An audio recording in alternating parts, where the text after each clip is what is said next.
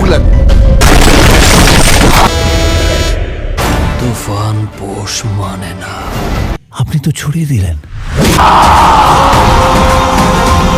ওরে ভাই, চমক কিন্তু আসছে আগামী ঈদের জন্য। জিৎ ভার্সেস শাকিব খান, জিদের কিন্তু রায়ন সিনেমা এবং কি শাকিব খানের বরবাদ সিনেমা আগামী ঈদে দেখা যাবে তাদের ক্রাশ। তো এখন এসব বিষয় নিয়ে কথা বলবো, তো সম্পূর্ণ ভিডিওটা সবাইকে না টেনে দেখার জন্য বিশেষভাবে অনুরোধ করা হইল।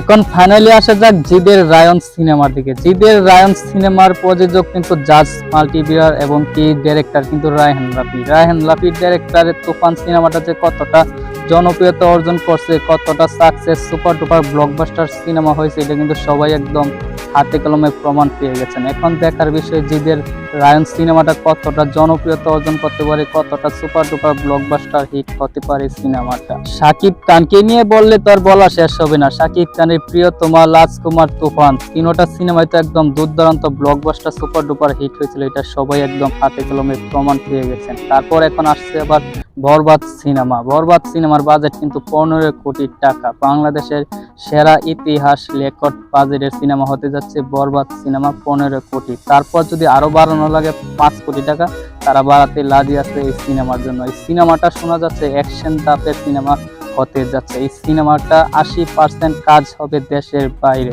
সেই হিসেবে ধারণা করা যাচ্ছে এই সিনেমাটা দুর্দান্ত ব্লকবাস্টার হিট হবে সিনেমাটা। তারপরও আপনাদের কি মতামত সেটা কিন্তু অবশ্যই কমেন্ট বক্সে জানাতে পারেন।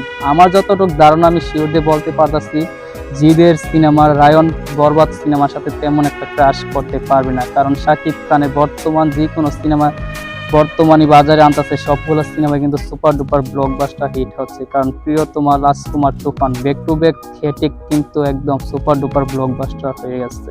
সেই হিসেবে ধারণা করা যাচ্ছে শাকিব খানের ফ্যান লাভার, শাকিব খানের ভক্তশ্রোতার জন্য অ্যাকশন দাপের সিনেমা এটা হতে যাচ্ছে। বাংলার ইতিহাসে সবচেয়ে বড় সুপার ডুপার ব্লকবাস্টার হিট হবে, এটা 100% শিওর, আমার ব্যক্তিগতভাবে আমি বলছি। তারপরও আপনাদের কি মতামত সেটা কিন্তু অবশ্যই কমেন্ট বক্সে জানান। আর ভিডিওতে একটা লাইক দিয়ে চ্যানেলে নতুন হয়ে থাকলে অবশ্যই চ্যানেলটাকে সাবস্ক্রাইব করে দিয়ে পাশে থাকা বেল আইকন বাজিয়ে দিবেন পরবর্তী এরকম ভিডিওর আরো আপডেট পাইতে।